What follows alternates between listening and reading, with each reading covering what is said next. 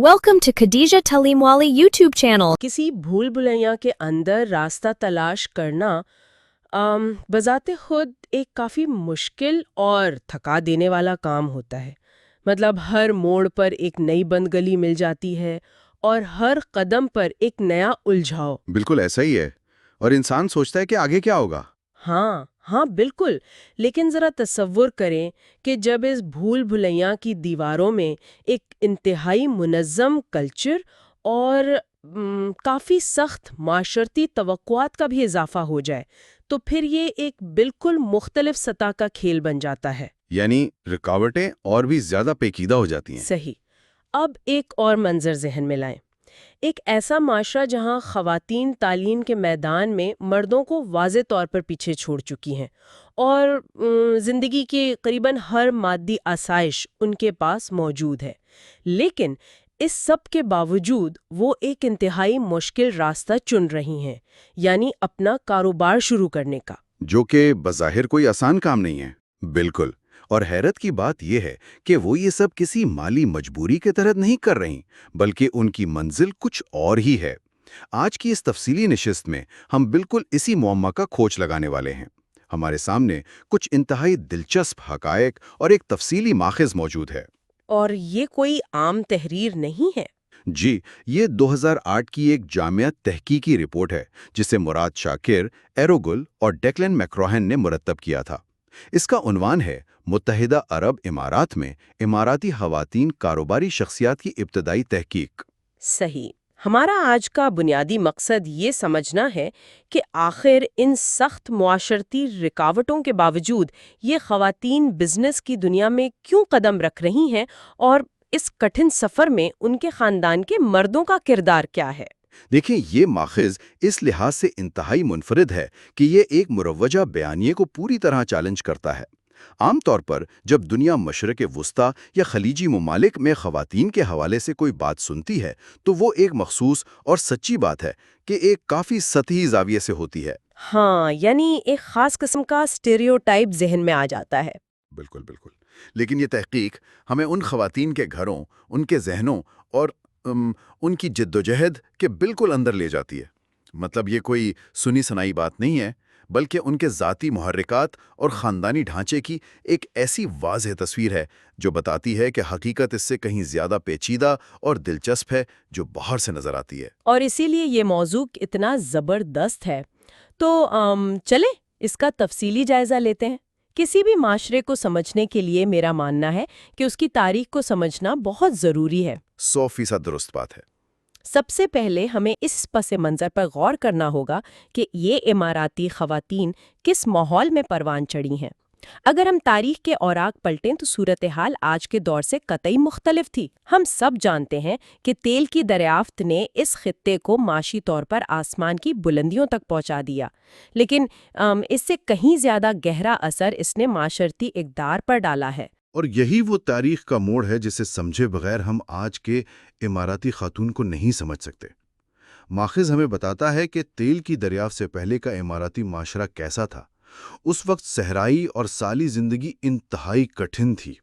मतलब बका की एक जंग थी। ये बका के लिए हर फर्द का, चाहे वो मर्द हो या औरत, अपना किरदार अदा करना लाजमी था। ख़वातीन इस माशरे की इंतहाई फ़आल रुकन थीं। उनमें बका की ज़बरदस्त सलाहियतें मौजूद थीं और माशी हवाले से वो पूरी तरह मुतहर्रिक थीं। यानी वो घर तक महदूद नहीं थीं। बिल्कुल नहीं महदूद थीं। लेकिन फिर तेल का चश्मा फूट पड़ा और इतनी बेपनाह दौलत ने चंद ही दहाइयों में सदियों पुराने तर्ज ज़िंदगी को बिल्कुल जड़ से उखाड़ दिया। और मेरे ख्याल में इसका एक बहुत गहरा नफ्सियाती और समाजी असर मुरत्तब हुआ। जब अचानक रोजी रोटी कमाने की वो सख्त जिद्दोजहद खत्म हो जाए तो मुआशरे में कामयाबी और समाजी रुतबे, यानी जो हमारा सोशल स्टेटस होता है, उसको नापने का पैमाना भी बदल जाता है। बिल्कुल पैमाने बदल गए। काम करने की जरूरत ही खत्म हो गई और जितना ज्यादा आराम उतना ही ऊंचा रुतबा। सही। इसे एक पेंडुलम की तरह समझा जा सकता है जो बका की जिद्दोजहद से सीधा इंतहाई आराम तलबी की सिमत चला गया। बहुत ज़बरदस्त तशबीह दी आपने पेंडुलम वाली। लेकिन देखिए, माशरे कभी एक जगह नहीं रुकते। अब वो पेंडुलम तेजी से वापस दूसरी तरफ आ रहा है। آج کے اعداد و شمار پر نظر ڈالیں تو ایک حیران کن حقیقت سامنے آتی ہے کہ 76.8% قومی یونیورسٹیوں میں خواتین زیر تعلیم ہیں۔ ارے واہ، 76% سے زیادہ؟ جی، یعنی خواتین اب اعلیٰ تعلیم کے میدان میں مردوں سے بہت آگے نکل چکی ہیں۔ تو یہاں ایک عجیب سی صورتحال پیدا ہوتی ہے، مطلب تعلیم تو حاصل کر لی، لیکن پھر کیا؟ کیونکہ ماخذ بتاتا ہے کہ اس تعلیمی ترقی کے باوجود نوکریوں کی منڈی میں خواتین کی شمولیت اس رفتار سے نہیں بڑھی۔ اور یہاں جو بات سب سے زیادہ حیران کن ہے وہ یہ ہے کہ اس کی دو بنیادی وجوہات ہیں۔ پہلی وجہ تو یہ ہے کہ یہ خواتین تعلیم میں آگے ہونے کے باوجود زیادہ تر روایتی نسوانی مضامین کا انتخاب کرتی ہیں۔ اچھا، یعنی آرٹس یا ہیومینٹیز وغیرہ؟ بالکل، جس کی وجہ سے ان کی حاصل کردہ ڈگریوں اور آج کی جدید لیبر مارکیٹ کی جو تکنیکی ضروریات ہیں ان کے درمیان ایک بہت بڑا خلا یا جسے ہم ایک مس میچ کہتے ہیں وہ پیدا ہو گیا ہے۔ ہاں، یہ مس میچ تو پوری دنیا کا مسئلہ ہے ویسے۔ صحیح کہہ رہی ہیں، لیکن یہاں دوسری وجہ بھی اہم ہے، اور وہ ہیں انتہائی سخت ثقافتی پابندیاں، جیسے کام کی جگہوں پر مخلوط ماحول سے گریز کرنا، رات کے وقت کام کرنے کو معیوب سمجھنا یا اکیلے سفر کرنے پر ممانعت۔ تو یہ صورتحال تو کچھ ایسی بن گئی کہ ایک شخص نے برسوں لگا کر ہوائی جہاز اڑانے کی اعلیٰ ترین تربیت حاصل کی ہو، لیکن جب وہ میدان میں آئے تو معاشرہ اسے صرف سائیکل چلانے کی اجازت دے رہا ہو۔ وہ زبردست ذہنی بھٹن تو محسوس کرے گا۔ بالکل، گھٹن ہوگی، اور یہی وہ مقام ہے جہاں یہ پڑھی لکھی خواتین روایتی نوکریوں کے بند دروازوں سے مایوس ہو کر اپنی صلاحیتوں کو آزمانے کے لیے بزنس کی طرف آ رہی ہیں۔ صحیح۔ لیکن یہاں مغربی دنیا کے مقابلے میں ان کے محرکات یکسر مختلف نظر آتے ہیں۔ اور یہ فرق سمجھنا بہت ضروری ہے۔ مطلب مغربی دنیا کی روایتی تحقیق پر غور کریں تو وہاں خواتین عموماً دو بڑی وجوہات کی بنا پر اپنا کاروبار شروع کرتی ہیں۔ یا تو وہ معاشی مجبوری اور غربت کے شکار ہوتی ہیں، یا پھر کارپوریٹ دنیا میں ترقی کی اندیکھی رکاوٹوں، جسے ہم گلاس سیلنگ کہتے ہیں، اس سے تنگ آ کر اپنا راستہ خود بناتی ہیں۔ بالکل ایسا ہی ہے۔ لیکن متحدہ عرب امارات کی ان خواتین کا معاملہ اس کے بالکل برعکس ہے۔ تحقیق میں جب ان سے پوچھا گیا کہ ان کے کاروبار شروع کرنے کا اصل محرک کیا ہے، تو 24% کا جواب تھا آزادی حاصل کرنا، 19% نے کہا کہ وہ معاشرے کی ترقی میں اپنا حصہ ڈالنا چاہتی ہیں، اور 13% کا مقصد ذاتی بہتری تھا۔ اور وہ ہندسہ جس نے تمام اندازوں کو غلط ثابت کر دیا وہ یہ ہے کہ زیادہ آمدنی یا پیسہ کمانے کی خواہش صرف 7% خواتین کا محرک تھا۔ واقعی صرف 7%؟ ذرا سوچیں، دنیا بھر میں کاروبار کا بنیادی مقصد ہی منافع کمانا سمجھا جاتا ہے، لیکن یہاں ماخذ میں مائسہ نامی خاتون کی بڑی زبردست مثال موجود ہے۔ مائسہ نے وزارت تعلیم میں پورے 19 سال تک تدریس کی۔ 19 سال ایک بہت طویل عرصہ ہے۔ جی، 19 سال ایک مستحکم سرکاری نوکری کرنے کے بعد اس نے کاروبار شروع کیا۔ کیوں؟ اس لیے نہیں کہ اسے پیسوں کی ضرورت تھی، بلکہ صرف اس لیے تاکہ وہ اپنا وقت خود ترتیب دے سکے اور اپنی دوپہریں اپنے خاندان کے ساتھ گزار سکے۔ اور اسی طرح ایک اور خاتون رانا کا ذکر بھی ہے ماخذ میں، جو اپنی پچھلی نوکری کی پابندیوں اور اس کنٹرولنگ ماحول سے اس قدر تنگ آ چکی تھی کہ اسے لگتا تھا اس کی تخلیقی صلاحیتوں کا گلا گھونٹا جا رہا ہے۔ لیکن یہاں میں ایک سوال اٹھانا چاہوں گی۔ اگر ہم اس بات کو مان لیں کہ انہیں پیسوں کی واقعی اتنی ضرورت نہیں ہے، ان کے خاندان پہلے ہی معاشی طور پر مستحکم ہے اور ان کا اصل مقصد صرف اپنا وقت گزارنا ہے، تو کیا یہ محض ایک مہنگا مشغلہ نہیں بن جاتا؟ یعنی ایک ہابی؟ ہاں، مطلب ایک ایسی دکان یا بزنس جسے بس دل بہلانے کے لیے کھول لیا گیا ہو، جس کے نفع نقصان سے زندگی پر کوئی خاص فرق نہ پڑتا ہو۔ دیکھیں، بظاہر دیکھنے میں کوئی بھی یہی سوچے گا کہ یہ ایک رئیسانہ مشغلہ ہے، لیکن اگر ہم اسے ایک وسیع تر سماجی تناظر میں رکھ کر دیکھیں تو یہ حقیقت بالکل مختلف ہے۔ یہ کوئی مشغلہ نہیں ہے، بلکہ ایک انتہائی قدامت پسند اور منظم معاشرے میں اپنا کنٹرول خود سنبھالنے اور اپنی ہستی منوانے کی ایک بہت سنجیدہ اور منظم کوشش ہے۔ اچھا، یعنی یہ ایک طرح کی بغاوت نہیں تو کم از کم خود مختاری تو ہے۔ بالکل، خود مختاری کا ایک سفر ہے۔ سرکاری یا نجی نوکریوں میں اماراتی خواتین کے لیے جو غیر اعلانیہ اصول ہیں، ان سے بچنے کا واحد راستہ اپنا کاروبار ہے۔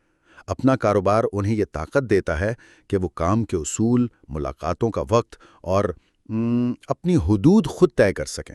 وہ معاشرے کے دیے گئے سائیکل سے اتر کر اپنا ہوائی جہاز خود بنانا چاہتی ہیں۔ بالکل بجا فرمایا آپ نے۔ لیکن یہاں ایک بڑی الجھن پیدا ہوتی ہے۔ منطقی طور پر سوچا جائے تو آزادی کی یہ خواہش انہیں فیصلہ کرنے کی طاقت تو دے دیتی ہے، لیکن یہ ایک ایسا معاشرہ ہے جہاں مردوں کا غلبہ ہے، سرکاری دفاتر ہوں، سپلائرز کی مارکیٹ ہو اور گاہکوں سے معاملات، یہ سب تو مردانہ حلقے ہیں۔ صحیح بات ہے۔ تو ایک خاتون جو پابندیوں سے آزادی چاہتی ہے، وہ اکیلے ان سب سے کیسے نمٹتی ہے؟ اور یہیں پر ماخذ ایک ایسا انکشاف کرتا ہے جس کی شاید کسی کو توقع نہ ہو۔ ان خواتین کی کامیابی کا سب سے بڑا راز ان کے خاندان کے مرد، یعنی ان کے شوہر، والد اور بھائی ہیں۔ وہ ایک مضبوط پل یا رابطے کا کردار ادا کر رہے ہیں۔ اور یہی وہ نکتہ ہے جو مغربی بیانیے کو مکمل طور پر رد کرتا ہے۔ سوشل نیٹ ورکس یا سماجی روابط کے بغیر تو کوئی بھی بزنس زندہ نہیں رہ سکتا۔ تحقیق کے اعداد و شمار اس حوالے سے حیران کن ہیں۔ 55% خواتین کے بنیادی حامی ان کے خاندان والے ہیں اور 27% کے سب سے بڑے حامی ان کے شوہر ہیں۔ یہ تو واقعی حیران کن ہے۔ جی، یعنی وہ مرد جو مبینہ طور پر انہیں دبانے کے لیے جانے جاتے ہیں، دراصل ان کے کاروبار کو بیرونی دنیا سے جوڑنے کا سب سے بڑا ذریعہ بن رہے ہیں۔ ماخذ میں موجود مثالیں اس بات کو بہت خوبصورتی سے واضح کرتی ہیں۔ رانا کی مثال ہی لے لیں۔ اس کے والد نے نہ صرف اسے وہ محفوظ سرکاری نوکری چھوڑنے پر حوصلہ افزائی کی، بلکہ اسے لبنان اور فرانس جا کر پڑھنے کی مکمل مالی معاونت بھی فراہم کی۔ بالکل۔ اور مجھے سب سے زیادہ حیرت عمالیہ کے واقعے پر ہوئی۔ عرب ثقافت میں مجلس کی کیا اہمیت ہے یہ سب جانتے ہیں۔ جی بالکل، وہ تو ان کی سماجی زندگی کا مرکز ہوتی ہے۔ ہاں، یہ مردوں کا وہ ڈرائنگ روم یا گیسٹ روم ہوتا ہے جو ان کی سماجی حیثیت اور مہمان نوازی کی علامت ہے، لیکن عمالیہ کے شوہر نے اپنی پوری مجلس، اپنی وہ ذاتی جگہ، اپنی بیوی کو اس کے کاروبار کے لیے دے دی۔ وہ شخص اب اپنے دوستوں کو اس طرح گھر نہیں بلا سکتا۔ اس نے اپنی سماجی زندگی کو محدود کر لیا، صرف اس لیے تاکہ اس کی بیوی اپنا خواب پورا کر سکے۔ یہ ایک بہت بڑی قربانی ہے۔ اور اسی طرح سارا کا شوہر اپنا وقت نکال کر اس کے ساتھ ابوظہبی اور شارجہ سفر کرتا ہے تاکہ کاروبار کے قانونی اور سپلائی کے معاملات طے پا سکیں۔ دیکھیں، عمالیہ کے شوہر کی مجلس قربان کرنے والی بات دراصل ایک بہت گہری ثقافتی تبدیلی کا اشارہ ہے۔ یہ محض ایک کمرہ دینے کی بات نہیں ہے، یہ اس بات کا ثبوت ہے کہ روایتی مردانہ کردار کس طرح ارتقا پذیر ہیں۔ بالکل صحیح کہا آپ نے۔ مرد اپنا روایتی کنٹرول برقرار رکھنے کے بجائے یہ سمجھ رہے ہیں کہ ان کی خواتین کی کامیابی پورے خاندان کی کامیابی ہے۔ وہ اپنی ذاتی جگہیں، اپنے تعلقات اور اپنا وقت ان کے قدموں میں رکھ رہے ہیں تاکہ خواتین ان مردانہ حلقوں میں بآسانی کام کر سکیں۔ یہ سب سن کر تو ایسا لگتا ہے جیسے ہر کہانی کا انجام بہت خوبصورت اور مثالی ہے، لیکن کیا ہر بار ایسا ہی ہوتا ہے؟ مطلب کیا ہوتا ہے جب یہ مردانہ حمایت سرے سے موجود ہی نہ ہو؟ اس سے واقعی ایک اہم سوال پیدا ہوتا ہے۔ کیا اس مردانہ حمایت کے بغیر کوئی عورت اماراتی معاشرے میں کامیاب نہیں ہو سکتی؟ کیا شوہر کی مخالفت کا مطلب خواب کا ہمیشہ کے لیے ٹوٹ جانا ہے؟ اس کا جواب ہمیں ماخذ میں موجود ریما نامی خاتون کی کہانی سے ملتا ہے۔ ریما کی کہانی؟ جب میں یہ پڑھ رہی تھی تو مجھے لگا جیسے کسی فلم کا منظر ہو۔ ریما کا شوہر خواتین کے کام کرنے کے سخت خلاف تھا۔ ماخذ تفصیل سے بتاتا ہے کہ اس نے ریما کو روکنے کے لیے صرف زبانی مخالفت نہیں کی بلکہ عملی طور پر رکاوٹیں کھڑی کیں۔ بہت شدید مخالفت کی اس نے۔ جی، جب ریما نے ہار ماننے کے بجائے گھر سے ہی کام شروع کر دیا تو شوہر نے ایک قدم اور آگے بڑھتے ہوئے ریما کے کچھ گاہکوں کو گھر آنے سے ہی منع کر دیا تاکہ اس کا کاروبار فلاپ ہو جائے۔ بالکل، اور یہی وہ مقام ہے جہاں یہ ثابت ہوتا ہے کہ آیا یہ محض ایک ہابی تھی یا ایک حقیقی جنون؟ تو اس سب کا اصل مطلب کیا نکلتا ہے؟ کیا ریما نے اپنا کاروبار سمیٹ لیا؟ بالکل نہیں۔ جی نہیں سمیٹا۔ ریما نے روایتی مردانہ حمایت سے محروم ہونے کے بعد ہتھیار نہیں ڈالے، بلکہ اس نے اپنے نیٹ ورک کو، اپنے سماجی رابطوں کو دوبارہ منظم کیا۔ اس نے متبادل راستے تلاش کیے، اس نے اپنی بہنوں سے مدد مانگی۔ واہ، یہ بہت زبردست بات ہے۔ اس کی بہنوں نے نہ صرف اسے شوہر کی مخالفت کے خلاف جذباتی سہارا دیا، بلکہ اس کے لیے پہلے گاہک بھی ڈھونڈ کر لائیں۔ یہ کہانی بتاتی ہے کہ مردوں کا پل ہونا ایک سہولت ضرور ہے، لیکن اس کے بغیر بھی راستے بنائے جا سکتے ہیں۔ متبادل راستوں کی بات چلی ہے تو ماخذ کا ایک اور پہلو بہت قابل غور ہے۔ 41% خواتین اپنے کاروبار اپنے گھروں سے چلا رہی ہیں، اور یہ کوئی اتفاق نہیں ہے۔ ایک خاتون نے واضح طور پر کہا کہ گھر سے کام کرنا ہی واحد راستہ تھا جس سے میں اپنے شوہر کو قائل کر سکتی تھی۔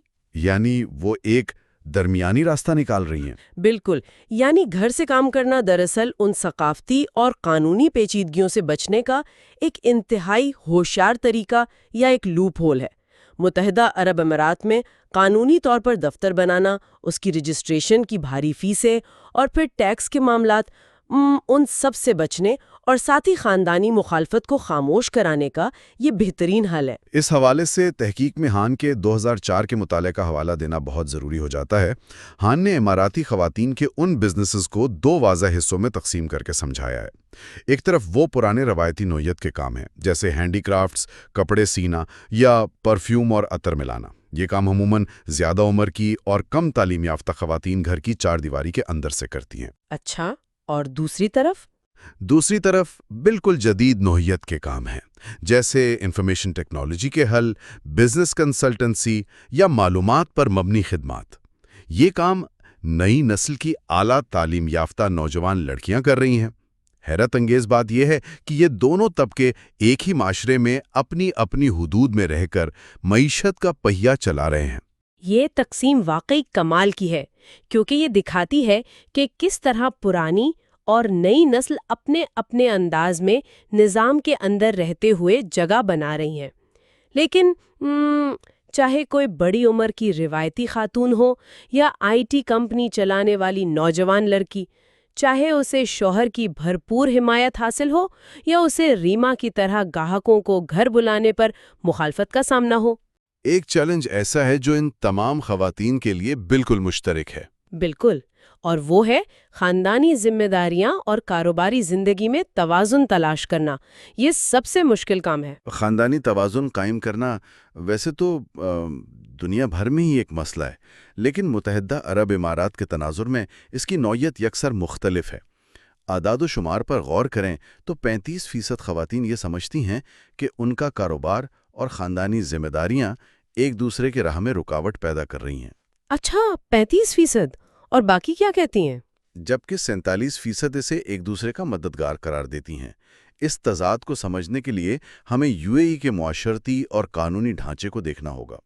ملک کا آئین باقاعدہ طور پر یہ واضح کرتا ہے کہ ایک خاتون کا بنیادی اور سب سے اہم کردار ایک ماں اور ایک بیوی کا ہے، اور اس کے بعد وہ ایک ورکر یا کارکن ہے۔ یعنی جب ریاست کا سب سے بڑا قانون ہی ترجیحات طے کر دے تو اس کا نفسیاتی دباؤ لامحالہ ان خواتین پر پڑتا ہے۔ 100% ایسا ہی ہے۔ اور یہ دباؤ ان کے اپنے الفاظ سے کتنا صاف محسوس ہوتا ہے۔ ماخذ میں طریفہ نامی خاتون کا قول ہے جو سیدھا دل پر لگتا ہے۔ اس نے کہا، میں نے ابھی تک توازن نہیں پایا، میں اب بھی اپنے خاندان کو اپنے کاروبار سے زیادہ وقت دیتی ہوں۔ وہ ایک مسلسل ذہنی کشمکش کا شکار ہے۔ جی، ایک مستقل جد و جہد ہے۔ اور رانا کو دیکھیں جو دلہنوں کی تیاری اور تقریبات کا کام کرتی ہے۔ اب یہ تقریبات عموماً ویکینڈ پر ہوتی ہیں۔ ویکینڈ وہ وقت ہے جب سارا خاندان اکٹھا ہوتا ہے، لیکن رانا کو اسی وقت سب سے زیادہ کام کرنا پڑتا ہے، جو کہ ظاہر ہے خاندان کے لیے بھی مشکل ہوتا ہوگا۔ بالکل، ایک انتہائی خاندانی معاشرے میں رہتے ہوئے بے وقت دوگلے کردار ادا کرنا، یعنی ایک بہترین ماں بھی بننا، ایک تابع دار بیوی بھی رہنا اور ایک کامیاب بزنس وومن بھی ہونا، یہ کوئی آسان کام نہیں ہے۔ اور اسی لیے ہم کہہ سکتے ہیں کہ یہ محض چند خواتین کی انفرادی جدوجہد کا معاملہ نہیں ہے۔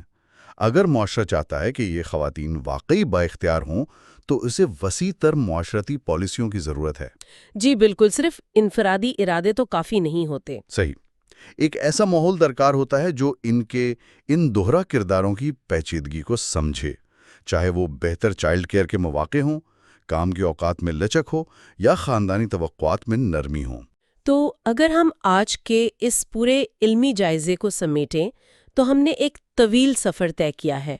ہم نے دیکھا کہ تیل کی بے پناہ دولت نے کس طرح ایک ایسا معاشرہ تخلیق کیا جہاں فراغت ہی سب سے بڑا رتبہ بن گئی، اور کس طرح آج کے تعلیمی یافتہ اماراتی خواتین اس مادی فراغت سے بیزار ہو کر اپنی صلاحیتوں کا لوہا منوانے کے لیے کاروباری دنیا میں آ رہی ہیں۔ بالکل، ہم نے یہ اہم ترین بات بھی سمجھی کہ ان کا اصل محرک پیسہ نہیں بلکہ اپنی زندگی پر کنٹرول اور آزادی کی خواہش ہے، اور سب سے بڑھ کر یہ کہ کوئی بھی خواب اکیلے پورا نہیں ہوتا. ان کے خاندان کے مرد روایتوں سے ہٹ کر کس طرح ایک مضبوط پل کا کام کر رہے ہیں. دیکھیں یہ تفصیلات اس لیے اہم ہیں کہ یہ ثابت کرتی ہیں کہ کسی مخصوص خطے کی ثقافت اور روایات کس طرح وہاں کے کاروبار کی نوعیت کو یکسر بدل کر رکھ دیتی ہیں. کوئی معاشرہ جتنا مرضی خدامت پسند ہو، انسانی ذہن راستے نکال ہی لیتا ہے. بالکل نکال لیتا ہے. اور سب سے بڑا سبق یہ ہے کہ ایک مضبوط سپورٹ سسٹم کی عدم موجودگی میں نئے راستے تلاش کرنے کی صلاحیت ہی اصل بقا ہے. بے شک. اور یہ انسانی نفسیات کا ایک ایسا پہلو ہے جو دنیا کے ہر کونے میں اہمیت رکھتا ہے، جہاں انسان محض مالی بقا سے اوپر اٹھ کر اپنی خودی کی تلاش میں نکلتا ہے. ان تمام حقائق پر غور کرنے کے بعد میرے ذہن میں ایک نیا اور بہت گہرا سوال ابھر رہا ہے. ماخذ کی بنیاد پر ہم نے یہ تو تسلیم کر لیا کہ ان اماراتی خواتین کا بنیادی اور سب سے بڑا مقصد مالی منافع کے بجائے صرف آزادی حاصل کرنا اور اپنے وقت کا اختیار پانا ہے. جی بالکل یہی بات سامنے آئی ہے. تو ذرا سوچئے، جب وہ یہ آزادی پوری طرح حاصل کر لیتی ہیں تو اس کے بعد ان کے ان کاروباروں کا مستقبل کیا ہوتا ہے؟ چونکہ ان کی بنیاد پیسوں کی ہوز پر نہیں رکھی گئی، تو کیا یہ کاروبار کبھی ارتقا پا کر کثیر القومی کمپنیوں یعنی ملٹی نیشنلز کی شکل اختیار کریں گے، یا پھر وہ صرف اپنے اس نئے حاصل کردہ آزاد طرز زندگی کو برقرار رکھنے تک ہی محدود رہیں گے اور ان کاروباروں کا دائرہ کبھی اس چار دیواری یا مخصوص حد سے باہر نہیں پھیلے گا؟ یہ واقعتاً ایک ایسا سوال ہے جو آج کی پوری بحث کو ایک نئے زاویے سے دیکھنے پر مجبور کر دیتا ہے اور ذہن میں کئی نئی سوچوں کے دروازے کھولتا ہے. امید ہے کہ آج کے اس تفصیلی نشست نے معمول کی سوچ سے ہٹ کر کچھ نئے پہلوؤں کو سمجھنے میں مدد دی ہوگی. اگلی بار ایک نئے موضوع اور ایک نئی تحقیق کے ساتھ پھر تفصیلی جائزہ لیں گے. Thank you for watching Khadija Talimwali YouTube channel.